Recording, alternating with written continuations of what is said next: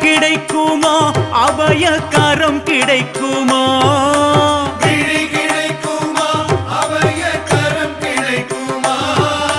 குருநாதன் சரணத்தில் நிழல் கிடைக்குமா